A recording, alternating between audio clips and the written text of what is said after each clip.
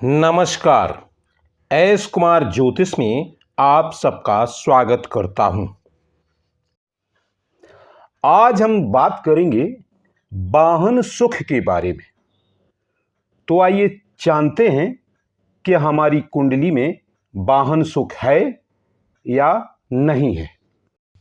तो वाहन सुख के योग को देखने के लिए सबसे पहले देखना होता है चतुर्थेश बलवान हो, यानी कि चतुर्थ भाव का स्वामी बलवान हो तथा चतुर्थ भाव में शुभ ग्रह बैठा हो या फिर चतुर्थ भाव पर शुभ ग्रह की दृष्टि हो, तो ऐसे व्यक्ति को वाहन सुख जरूर होता है। जैसे इसी कुंडली को देखते हैं। यह कुंडली मेष लग्न की कुंडली है। सभी लग्न की कुंडलियों में यह योग इसी तरह कार्य करेंगे। तो इस कुंडली को देखते हैं। इस कुंडली में चतुर्थ भाव में कर्क राशि है। कर्क राशि का स्वामी होता है चंद्रमा। यदि चंद्रमा बलवान हो और चतुर्थ भाव पर शुक्र की या फिर गुरु की दृष्टि पड़ रही हो, जैसे मान लेते हैं चंद्रमा बलवान हो और यह केंद्र भाव में ही बैठा हो और यह डिग्री बल से भी बलवान हो और इस पर किसी पाप ग्रह की दृष्टि ना पड़ रही हो और चतुर्थ भाव पर गुरु की दृष्टि पड़ रही हो या फिर शुक्र की दृष्टि पड़ रही हो। जैसे यदि गुरु दसम भाव में बैठा होगा तो चतुर्थ भाव पर गुरु की दृष्टि पड़ रही होगी, और या फिर गुरु चतुर्थ भाव में ही बैठा हो या फिर शुक्र की चतुर्थ भाव पर, यानी कि शुक्र दसम भाव में बैठा हो और चतुर्थ भाव को देख रहा हो या फिर शुक्र स्वयं चतुर्थ भाव में बैठा हो, तो ऐसे व्यक्ति को वाहन सुख जरूर होता है। पर एक बात ध्यान रहे, चंद्रमा पर और चतुर्थ भाव पर किसी पाप ग्रह की दृष्टि नहीं होनी चाहिए। ऐसे व्यक्ति को वाहन सुख बहुत अच्छा मिलता है। ऐसे व्यक्ति को सारे जीवन वाहन सुख मिलता है। उसी तरह या फिर धनेश लग्न में हो। धनेश का मतलब द्वितीय भाव का स्वामी लग्न में हो और दशमेश धन भाव में हो, यानी कि दसम भाव का स्वामी द्वितीय भाव में हो और चतुर्थ भाव में उच्च राशिगत ग्रह बैठा हो, यानी जो ग्रह बैठा हो वह उच्च राशि का हो।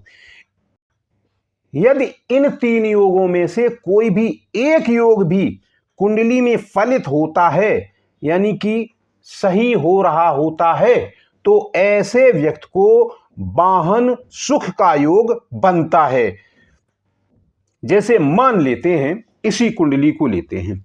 यहां पर द्वितीय भाव का स्वामी यानी कि धनेश है शुक्र और दसम भाव का स्वामी यानी कि दशमेश है शनि। यदि शनि द्वितीय भाव में बैठा हो, यानी कि धन भाव में बैठा हो और धन भाव का स्वामी शुक्र यहां लग्न भाव में बैठा हो और गुरु अपनी उच्च राशि में चतुर्थ भाव में बैठा हो, क्योंकि चतुर्थ भाव में उच्च का ग्रह बैठा हो, तो चतुर्थ भाव में कर्क राशि है और कर्क राशि में गुरु उच्च का होता है। अगर इन तीन योगों में से कोई भी एक योग आपकी कुंडली में बन रहा है तो आपको वाहन सुख जरूर मिलेगा।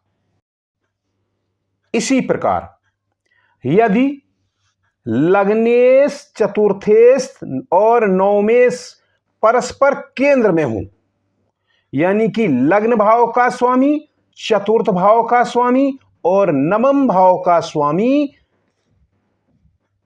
केंद्र भावों में बैठा हो, यानी कि प्रथम भाव में बैठे हों चतुर्थ में बैठे हों, सप्तम या दसम भाव में बैठे हों,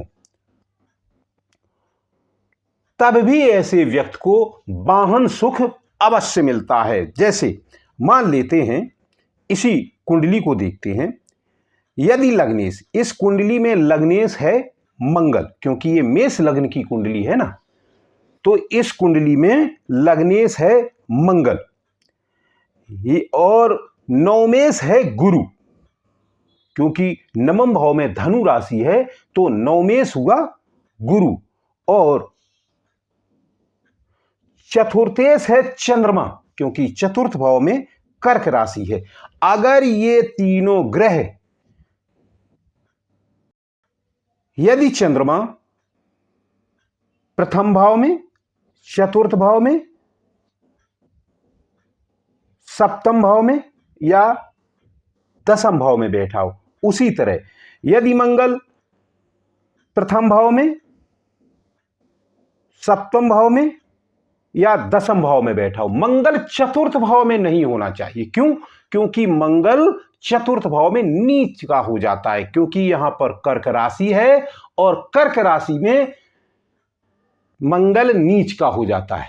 और इसी तरह गुरु यदि चतुर्थ भाव में बैठा हो, सप्तम भाव में बैठा हो या प्रथम भाव में बैठा हो, दसम भाव में नहीं होना चाहिए, क्योंकि दसम भाव नीच का हो जाता है।